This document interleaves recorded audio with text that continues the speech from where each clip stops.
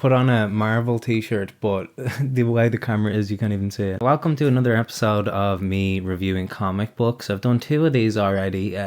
Both of them got a fair amount of views and a fair amount of likes, more than I was expecting. I thought people weren't really talking about comic books anymore. I thought it was all petering out, that industry, but here we are anyway. The last couple of videos on this channel were talking about some very heavy topics, so this one I just wanted to lighten the mood. This is essentially top 10 comics I've read this year so far, ranked from worst to best in my opinion. Staple of my videos is that I put on a jumper because I'm cold. I think the t-shirt thing, right, I just do this so that I can get a nice thumbnail. Different t-shirt for the thumbnail, and then put the hoodie on because I'm cold. Okay, so without any further ado, let's get into it. The first one, or I guess the last one, number 10 on the list, is this Darth Vader comic book. So this is kind of a random one. This is like volume 3, I think, or volume 2 in the series. I couldn't find volume 1. I also have volume 4 and then 6 and 7. So it was just whatever was available in the shop is what I picked up. So it's my understanding that once Disney purchased Star Wars and Marvel, then Marvel started producing new Star Wars comic books. So there was one that I read that I haven't reviewed anywhere, but I read it recently. It was a Mace Windu one, and I had such low expectations going into that because it's based on a character from the prequels. I was expecting it to just be terrible, and it actually pleasantly surprised me. I enjoyed it. It was kind of fun and lighthearted. It doesn't like majorly change the character of Mace Windu, because Mace Windu is kind of like all the characters in the prequels, like a wet fart, kind of a very dull, kind of monotone, dry kind of a person. So they keep it, the humor kind of revolves around that. He has like a companion in it that's following him around, that he's kind of explaining things to, like the Force and the way the Jedi work, and they're kind of an outsider, so they're kind of an audience surrogate. But it was a fun thing. They didn't seem to make any further ones of Mace Windu. There was those 4 issues, and it was like to be continued ? But I can't find any evidence of them doing any further videos or any further comics of that. But this Darth Vader one, I guess I had the opposite problem, where I went into this with high expectations because Darth Vader is like probably my favorite character from all of Star Wars. I'm not a huge Star Wars guy. I had a phase of watching them a lot.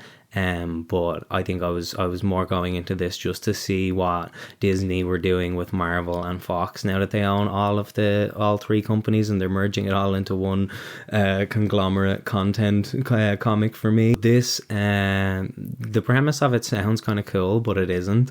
I think it's only 4 issues, it might be 5, but the Emperor brings Vader back to Mustafar for some reason, Mustafar, whatever, and deactivates his robotic limbs.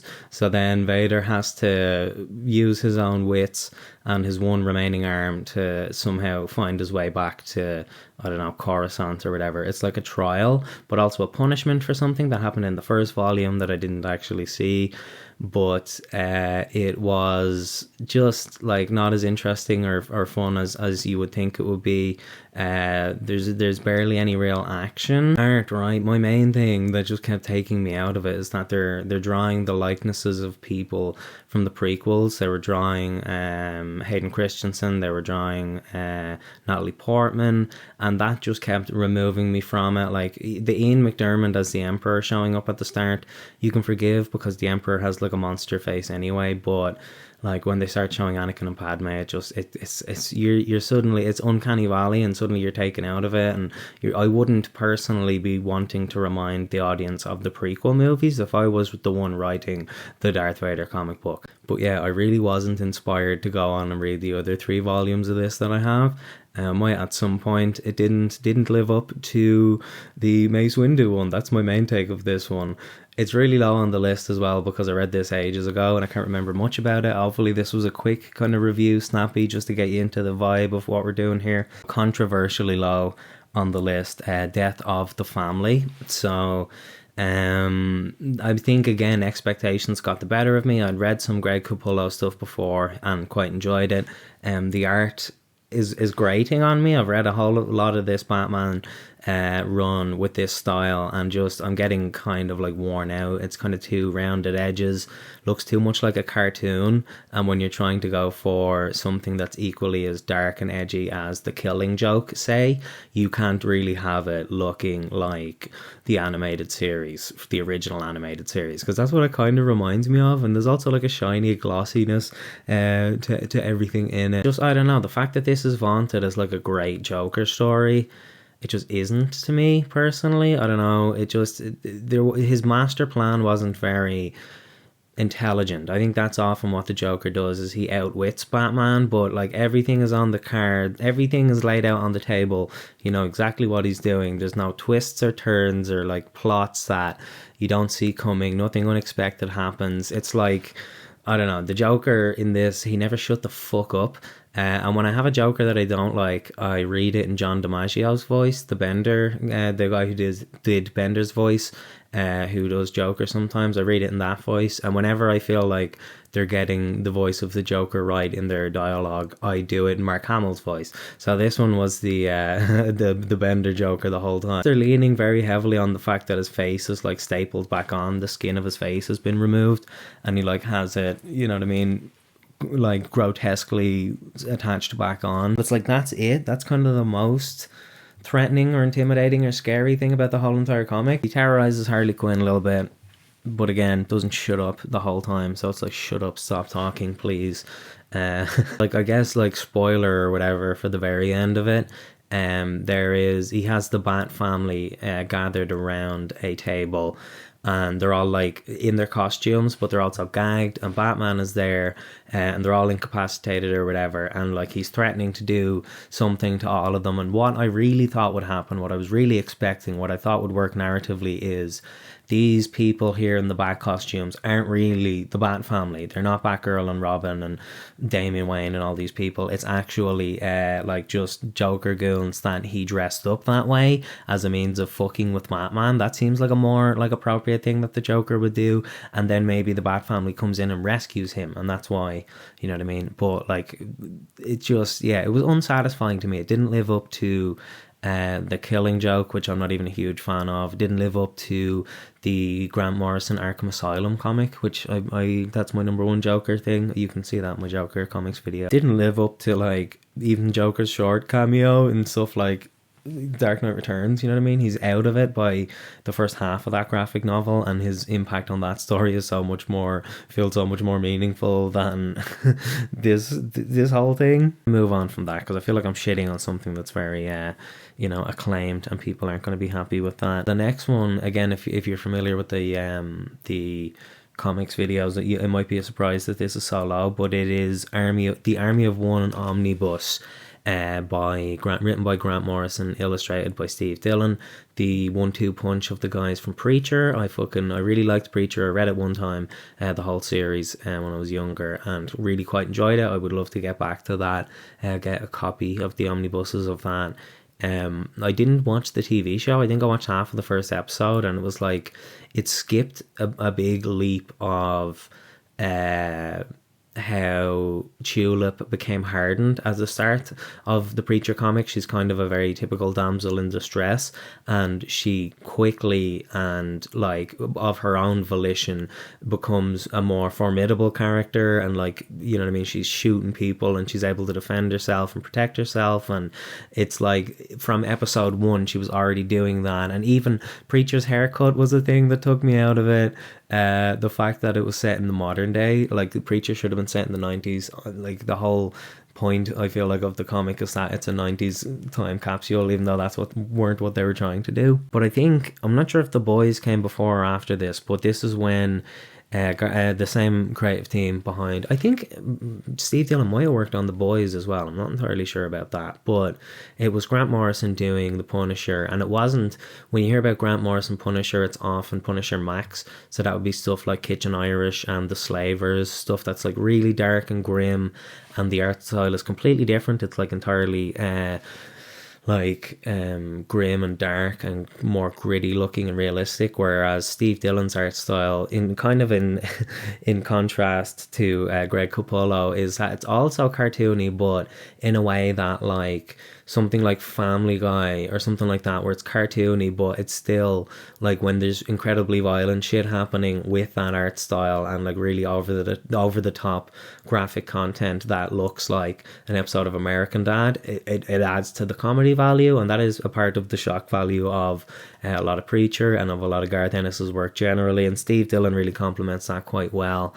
I guess I don't know that I just wasn't a massive fan of this. I guess it just I did enjoy this, but it felt too comical. It felt too much like it was trying to be funny. I don't really imagine the Punisher as being a comedic character. I feel like he has dark wit to him that is often like unintentional. In like his war journal, he'll say something very ironic, or his inner monologue will be something quite sarcastic or something like that.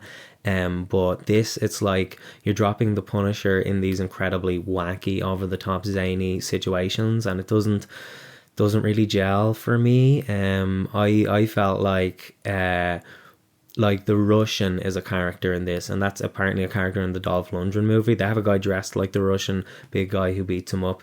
But in this, I think it's like after he's had a couple of run-ins with the Russian, so he cut his head off, it seems like. So they put his head back onto a female person's body, and that's played for jokes, the fact that he has boobs now, and like he loves it, but also he's like it's weird, and he has them out all the time, and it's like it's just I feel like it's a remnant of the past, the type of humor that would have kind of tickled people before, that now just seems kind of like hack. Spider-Man shows up in that, and the Punisher uses Spider-Man while he's unconscious as a human shield for the Russian to throw punches at.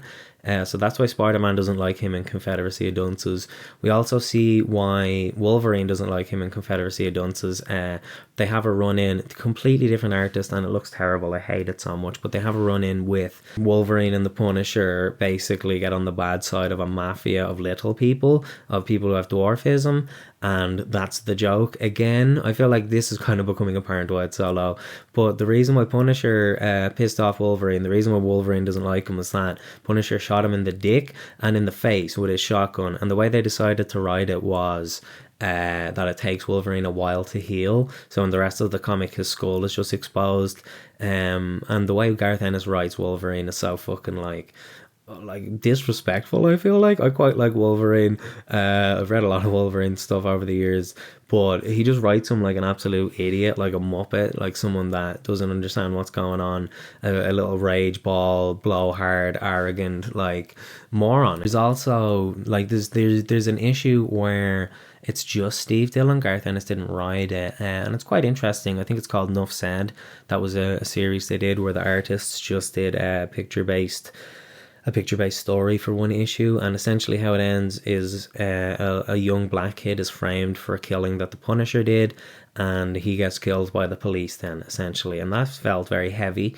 It felt very kind of almost out of place within this full omnibus of everything else being whoa, wacky, zany, and then this kind of like, oh, holy shit. There's an issue where he's in Northern Ireland, the Punisher's in Northern Ireland, and I guess like Garth Ennis is from there, that's fine. He understands what he's writing about, but it just seemed weird when you take this two-dimensional, borderline cartoon level character and drop him in a very real situation that I guess I personally would know more about than I'd say the majority of the people who would be picking up this comic. But it felt out of place. The way it ends, Punisher doesn't take a side. He kneecaps a Protestant and a Catholic who are on opposing sides of, one's in the IRA and one's like loyal to the British, and they're like whatever. He kneecaps both of them and drops the gun on the ground, and he's like, you can claw each other's throats out for that gun, and whoever gets it, you know what I mean, whatever, I don't care. And he just leaves. And it turns out the gun has no bullets in it, so it's like Punisher doesn't take a side. He's just like, it felt, I guess, kind of appropriate now that I verbalize it, but there's like a whole thing of, you see a riot breaking out over someone planted the tricolour in an area of Belfast that a lot of it was still loyal to the British or whatever, and that caused an actual riot. And it just seemed the Punisher's like, "You telling me all of this happened over a flag?" And the Northern Irish character is like, "Welcome to Belfast, lad." And I was like, "Oh, that's, I don't know." I don't know if this, like, it's like if you put Spider-Man in Iraq or Afghanistan during the War on Terror. So the next one on my list, very, very, very random. It's volume 31 of The Walking Dead. I read, I think, up until volume 12 or 13.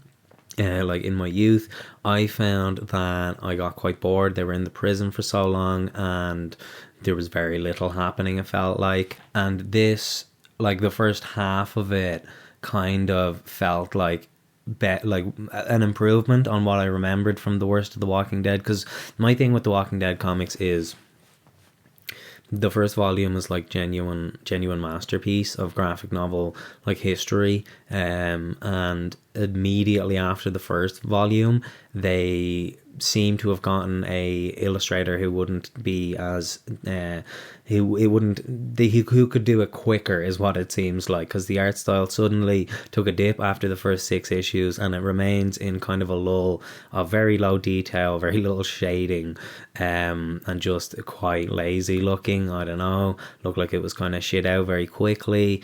This volume 31, it looked better. I don't know if this is the same artist or different artists, or if they just had more time or more budget or more, like, I don't know, whatever. But the art, yeah, it wasn't bad. I feel like black and white comics for me generally, I'm quite a fan of. I don't know why. It just it ropes me in a little bit more, just because I don't read them quite so often. But this seems to be sometime after the group has left their encounter with Negan. I don't know how that all played out. I stopped watching the show as well, for similar reasons. After the first season it got very shit, but I watched up until, like, I think the governor, and in this volume there is a new person calling themselves governor. It's a lady of a place called the Commonwealth. That might be something they've done on the show, because there's been spin-offs and so many seasons and shit, but it seems like everybody's fucking dead except for Rick, Carl and Michonne. Everybody else that I remember seems to not be there anymore. Carl has, like, he's missing an eye. It's gnarly. He doesn't even have an eye patch. He just has a big gaping socket. It's pretty gross. Michonne seems to have reconnected with her daughter, which is interesting. She's kind of roped in to a whole thing in the Commonwealth. The Commonwealth is so well protected that it's kind of returning to normal life, and they have rules of, like, if you were a waitress before the apocalypse, you now have to work as a waitress in the Commonwealth. So it's like, Michonne ends up becoming a lawyer in a high profile case that essentially it's like a police state. The Commonwealth is what it turns out to be, and Michonne has to represent police members who abused their power and physically assaulted someone for it's a long story, whatever, but it felt interesting that in amongst some issues of Rick running around with the governor lady, you know, fighting zombies and shit like that, cutting back to then, like, civilization kind of returning to what it was beforehand and kind of becoming just contrasting the normalcy from what we've been used to in the Walking Dead comic books. But it does turn out to be a facade, you know. It's not all as good as it seems. It's not fully civilization. Oh yeah, I enjoyed it. I don't know, I only read this one recently. It does feel like, again, a thing I remembered from when they were in the prison, where a thing will happen, right? Maybe they dwell on it or maybe they zoom past it, but a thing happens. And then now we have to hear all the characters discuss it with one another. We have to see what Rick thinks. We have to see him tell Michonne what he thinks. And then Michonne's daughter has to tell her what she thinks. And then Rick is going to go tell Carl. And then Carl is going to link up with Michonne's daughter because they're friends as well. And it's like everyone, we're all the dynamics of how many people you can imagine having this conversation or having the conversation. And it's like, I really don't care. The people that you're more interested in, like the people in the Commonwealth that you're not used to yet, they're showing very little of, I guess, for like narrative reasons. They're going to reveal things about their personality later on. But in this particular 6-issue volume, it just left me feeling unsatisfied. I feel like they don't do the cover breaks in the Walking Dead comic books to try and make it feel like it's all one, like, cohesive thing when it's actually 6 issues of a graphic novel, but you can really tell. That's the thing that I've become very aware of, the end of issue cliffhanger to try and get people to buy the next issue. Oftentimes it's resolved within the first page of the next issue. It was just a thing, cool visual thing to make people go, whoa, holy shit, I need to buy the next one. I'm going to move on from that, right? Because I think I've talked about that plenty. Okay, so we are back at 20th Century Fox, Marvel, Disney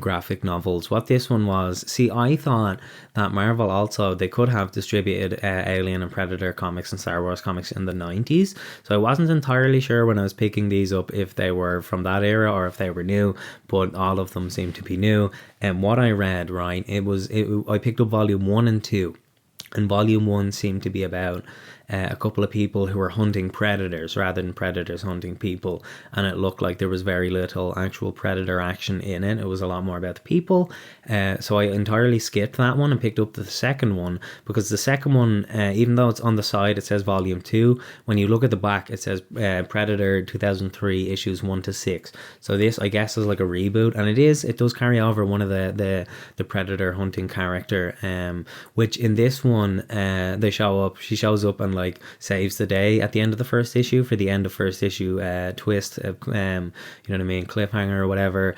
But she doesn't. I was like, oh no, now we have a person with a predator suit, like the end of the new Shane Black Predator movie, and it's just going to be about her being unkillable, unstoppable, and running around taking down these monsters. And that's not really what the Predator franchise is about, in my humble opinion. But she becomes incapacitated quite early. They kind of nerf her, you know what I mean, so that there still is a challenge. So that introduces a whole new narrative problem, but I thought it was fun. It reminded me of the Adrian Brody Predator movie, which I quite liked at the time when it came out. Like, essentially a group of people from different time periods. So there's like someone from the 90s, someone from like 2007, there's people from the future, and they think that they've been brought here by time travelers, but it's actually like a cryostasis thing, and they've been brought to this planet that has a bunch of other like creatures on it for the predators to hunt, which again I feared when I looked at volume 1, as there was a bunch of that other alien creatures, and it's like, I don't care, I really don't care, because they're just animals compared to the predator. The predator is like an actual, like almost like a human, but also still barbaric, whereas there's just like big hogs and bears and shit, but they have unusual looks. But yeah, I think the low expectations going into this, when I flicked through volume 1 it looked ass, and then when I picked up volume 2, started reading it kind of passively, I got sucked in. I was like, this is enjoyable, I like it. I don't know if they did any follow-ups to this. I think I probably would pick it up if I was in that neck of the woods and I had the money. Maybe if it was on sale, definitely I'd get it secondhand or something. Okay, this again might be a surprise if you've watched my Joker video, because this is Brian Azzarello's before Watchmen, particularly just the 4 Rorschach issues. I didn't read the comedian issues. I'm more interested in them now.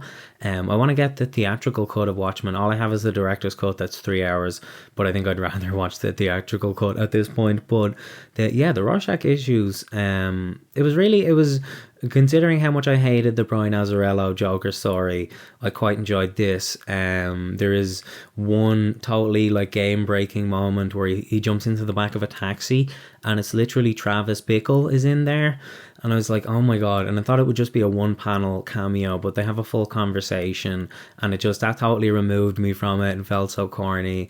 It is missing a lot of the characterization. Like, they don't talk about Rorschach as being stinky. At one point someone takes off his mask and he doesn't even resist that much.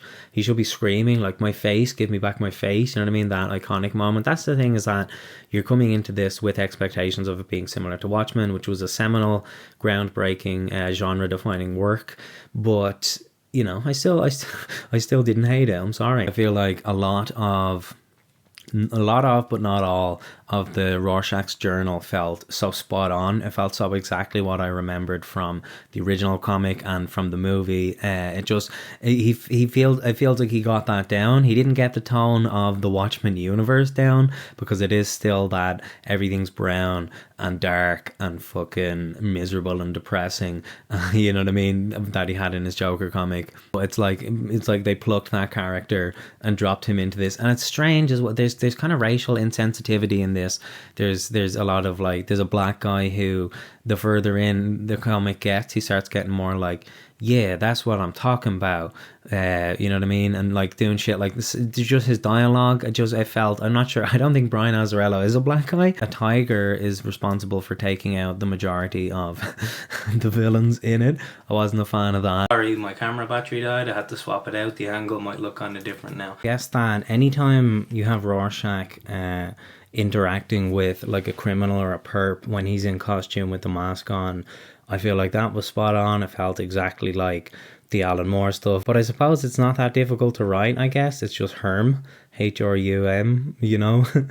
He just has to be very blunt and direct and to the point and say as little as possible, and then it feels like Rorschach.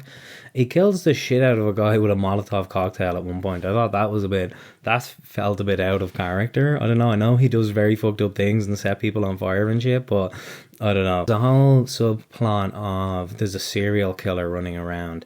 It's like a B story that Rorschach doesn't become directly involved in until like the very end, and it seems like it's going to end in a very grim and depressing way, just based on the tone of the whole comic and like I guess your expectations of Watchmen and Rorschach as a character. But I guess spoiler alert again, he catches the serial killer. Rorschach kind of wants to bring this waitress on a date because like she was very kind to him when he came in beat up and wanted a coffee or whatever, some food, and they took him to the hospital instead. But he wants to take her on a date to thank her, and I was like, oh no, now we have to see Rorschach on a date. And I was like, I was imagining it. Now they're going to go full Taxi Driver. He's going to take her to a porno theater or some shit. You know what I mean? Because I was thinking, this is very much like Taxi Driver before fucking Travis Bickle showed up. Thankfully, the serial killer gets the girl before we have to see Rorschach on a date, but also thankfully she escapes. She doesn't get killed, and then Rorschach gets him in the end. So it's like it kind of has a weird kind of a gleamy happy ending to it. I guess we can cross that off. Fuck, right. So this is the third one now on my list. That is a Marvel 20th Century Fox Disney crossover comic. This is Alien Bloodlines. So they did 2 Alien comics in 2023, an A one and a B one, but they're both issue 1 through 6, and they're not, I don't think they're related. I bought one as a present for someone else, and I flicked through it. It looked kind of interesting, but he's like way more into Alien and stuff like that than me, so I picked up this one. Then I quite enjoyed it. I don't know, they do the thing of having likenesses of an actor, you know. They have Lance Hendrickson in this. I think that's better than Ian Holm, now that Ian Holm is dead and he wasn't as involved in Alien. But you know, Lance Hendrickson was very loyal to the series, and he came back for a lot of movies and a lot of things, so the fact that his likeness is in there doesn't bother me too much. If it was like Sigourney Weaver in a flashback, I feel like it would have been like, yikes. It's essentially, right, a jarhead like Marine kind of guy who has a suspicious scar on his chest that looks like a chest burster came out of there. He ends up on, his son is a terrorist that's been radicalized, and they're taking over a Weyland-Yutani like orbiting space shuttle kind of a thing. And I guess they're not really like radical extremist terrorists, because Weyland-Yutani is bad, but this Marine gets sent up there to resolve it. He brings a small couple of guys to help him. And there's an alien on board, and yeah, hijinks ensue. It again had very low expectations. This was the first, I think I read Mace Windu and then this, and then the Darth Vader one. I was coming at this with low expectations, but it was surprisingly emotional. It had a very, very, very interesting climax to the story, and it does feel like there is a definitive end to it. I know that they do kind of have to set up a post-credit scene type thing to be like, oh, well, this story could go on, whatever, but it does feel like it wraps itself up in a bow, and it's like, this is its own, you know, I could definitely see this as a movie. I was thinking that when I was watching it. I guess when again, to the very top of the list, I feel like I stopped spoiling as much, because I feel like this is stuff that I like more, and I would be more interested in people to go out and buy and read and discover it by themselves than I would be in just telling you what happens, kind of a thing. Fucking good. I don't know what to tell you. It was good. I was expecting it to be shit, and it was good. So I have read it's called again. I read a random selection of Hellboy comics from basically the second omnibus. I read the first, like, maybe 8 issues that are in there, and there was like a 4-issue story and then another 6-issue story, so maybe I read 10 instead of 8, and I enjoyed them. I really like Mike Mignola's art style. Mike Mignola's art style is just so perfect for Hellboy and for the creatures that are in there and for the tone. And what I like in Hellboy too is it's like a supernatural version of X-Files. So it's like ghosts instead of aliens, kind of a thing, but not just ghosts, but that kind of realm of, like, you know what I mean, horror fantasy, I guess. What I read that's actually going on the list in full is The Crooked Man and The Return of Effie Knob. They're probably Cobb, I don't know, pronouncing the name wrong, but this is the one that the new Crooked Man movie was based on. Even the other 3 Hellboy movies, this seems like such an interesting choice to adapt into a movie, because it is a very small scale, intimate kind of a thing compared to the most recent one. In the trailer, you see him like 1,000 feet tall with his horns growing all the way out, fire all around him. And, you know, Hellboy 1 and 2 kind of do have a bit of a grander scope. And then this one is just like, it's like, again, the Hellboy comics, it's like it would kind of remind you of like Clint Eastwood movies, the 3 westerns that he was in, you know, the spaghetti trilogy or whatever that's called, where Hellboy kind of comes into a situation. He's kind of a gruff, says very little guy. He observes, sees the problem that's going on, resolves it or whatever, and then moves on, kind of a thing. He's like even though he's with the BRPD and he's like a cop and he's sent there or whatever, but that's kind of the vibe that it has.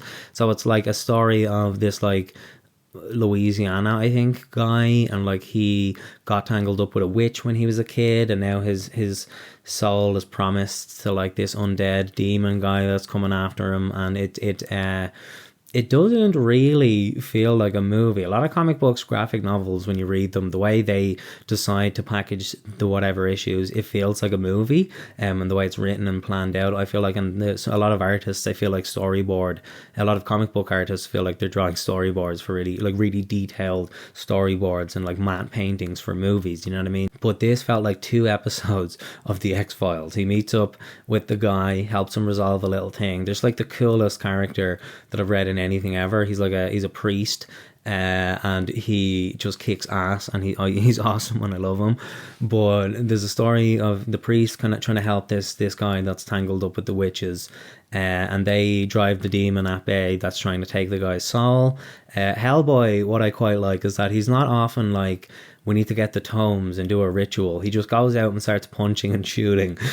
And I love that, because there's all this lore and backstory and mythos behind it. And Hellboy's like, yeah, okay. And then shit like starts kicking off, and he just runs in and starts hitting things. It's great. But then the return of Effie Knob is the witch actually comes back, not just the demon and his army of witches, and they deal with her. And it doesn't really wrap up in a way where the guy feels like that's the end of his story. It does kind of end in there could be more to this guy, and Hellboy could run into him again. So it just, again, seems very odd to make this into a movie. I have it downloaded. I'm not really interested in watching it, because I've heard that it is very much a direct adaptation, and I feel like I have more stomach for horror visuals in comics than I do in movies. I don't know, movies, obviously it looks more realistic than a fucking comic book. Move on from that. Okay, so number 2 is by Durf. It is My Friend Dahmer. So this is a guy who is like a genuine cartoonist, I think, for like the New York Times or something like that. He does those types of like sketches, drawings, comics, I guess they are, in newspapers.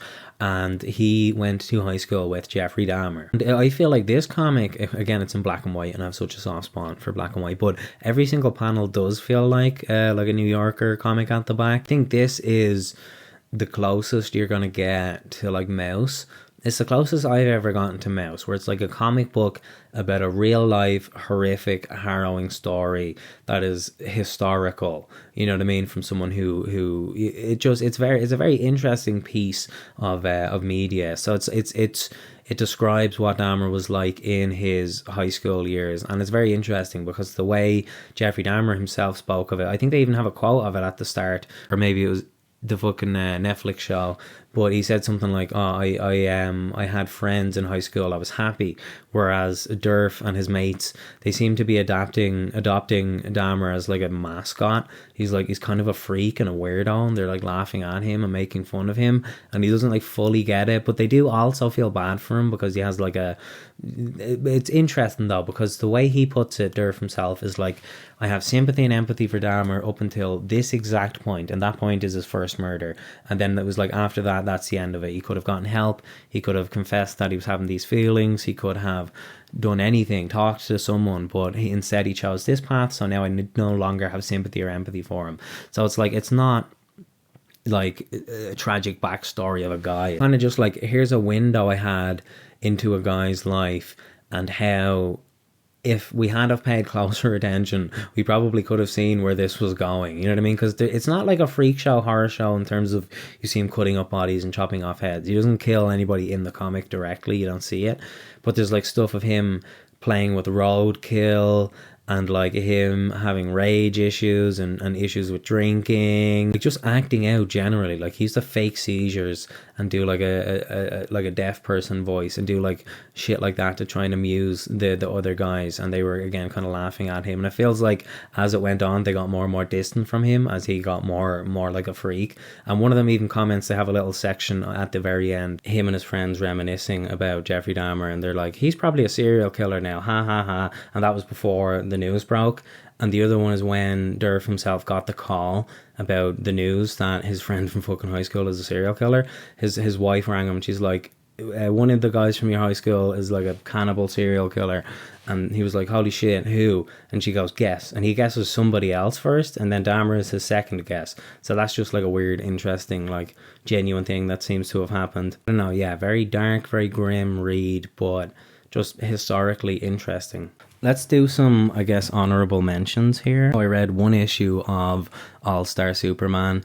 Someone gave me their copy of it years ago, and I read probably half and just wasn't that interested. That's also Grant Morrison, who I've read. I feel like he's either like hit or miss. I either absolutely love shit that he writes, or else I just don't understand it and it goes over my head. You know what I mean? I think he did a Miracle Man issue that I didn't understand at all about one of the villains, but then I really loved his JLA run. I read a graphic novel of that.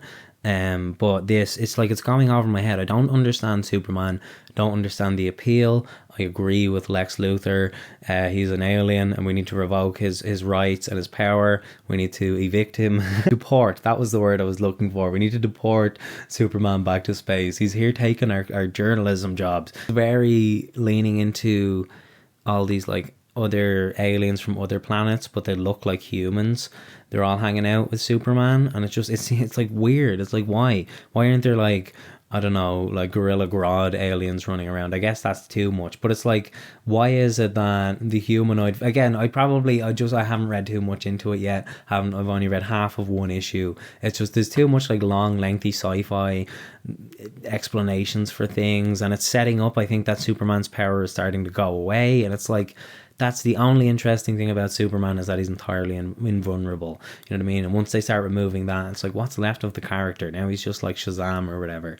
Now he's just Wonder Woman. But yeah, that's just my little rant about how Superman is ass. Other honourable mentions I'm going to rattle off very quick, because they were packaged in, you know, when you get those Panini comic books where it has like 2 issues of one story and an issue of another story. So they're selling those again, or maybe I've just found where to get them again, but now they're made out of like actual like paper rather than the glossy magazine format. They still cost the same amount, and they now only have 2 issues instead of 3. So I'm a fool for buying these. The ones that I bought a Spider-Man one where it seems like there's a new clone thing going on. There's a blonde guy, Peter, I don't think it is even Peter something Parker or Peter something, but blonde guy with a spider suit, slightly different Spider-Man suit, bit more of an arrogant blowhard, a bit more, you know what I mean, cocky and stuff like that. I kind of like that.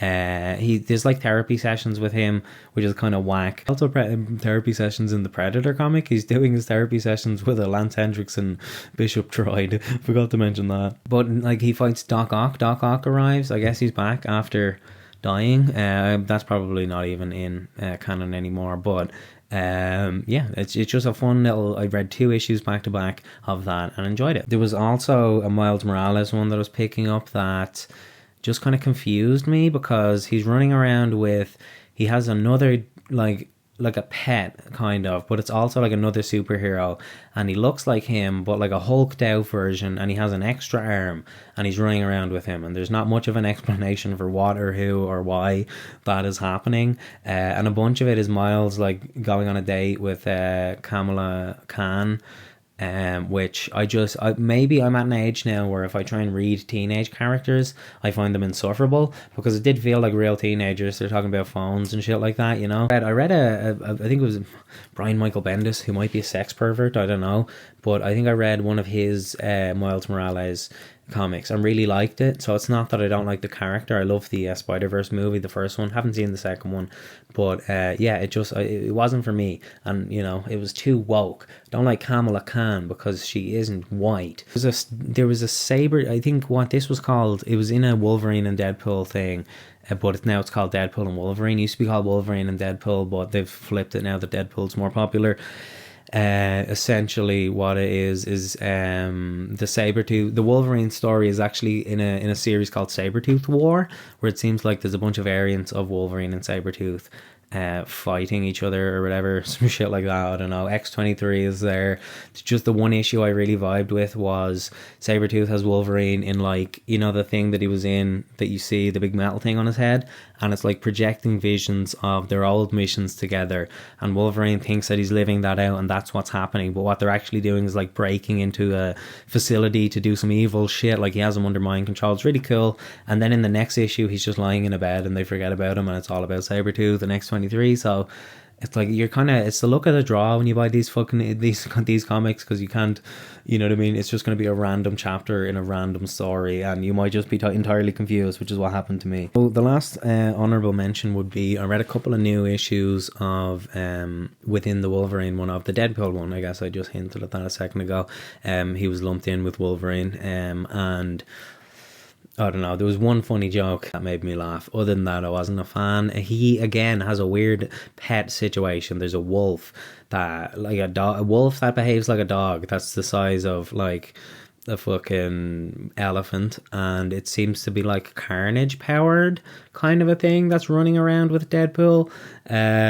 Like, what? Why? I was just like, what the fuck? So Deadpool in it has a daughter that he is a deadbeat towards, which kind of, I hate when they do that. Like, again, we're having a bunch of, maybe this is me just realizing that comic books aren't written for me anymore specifically. They are written to try and rope in young teens, and they're putting in these teenage characters to make people relate. People can be like, oh yeah, I have a cool dad. My dad is kind of like Deadpool. I'm kind of like this daughter in this comic book. You know what I mean? I don't know. I'm getting old and jaded with Marvel and their bullshit. Speaking of how I fucking hate Marvel so much, my number one comic on this list is Frank Miller's Daredevil, The Man Without Fear. And it started as a treatment for a movie for Daredevil that Frank Miller wrote in the 80s, I think, and they didn't make it into a comic until the 90s, and the art was done by John Romita Jr., who just absolutely fucking perfect for this. I don't know what, him drawing Kingpin was just so absolutely spot on and perfect.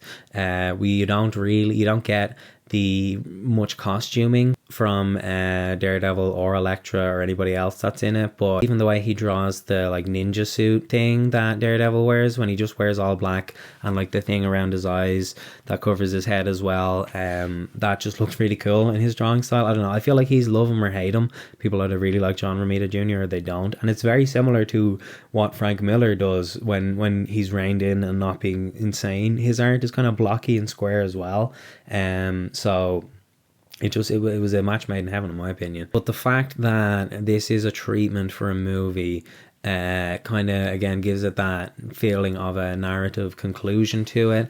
It is also it's like an origin story setting up Daredevil. I keep nearly saying Deadpool because I just talked about Deadpool. That was a bad idea. I guess it is like an origin movie for Daredevil, and I haven't read a hell of a lot of Daredevil. Little bit back in the day, also drawn by John Romita, but it was like early 2000s, mid 2000s stuff, not this early. So like it was for me like a jumping off point to try and get me into Daredevil, and I feel like I am kind of hooked on it now. I have a couple of other Daredevil graphic novels, one by Frank Miller, and then a couple of more new recent ones that I'm interested in now. But just the fact that it is like, it does feel like a movie. I really enjoy the fact that it has like a 3-act beginning, middle and end. You see Kingpin, you see Elektra, you see Foggy Nelson.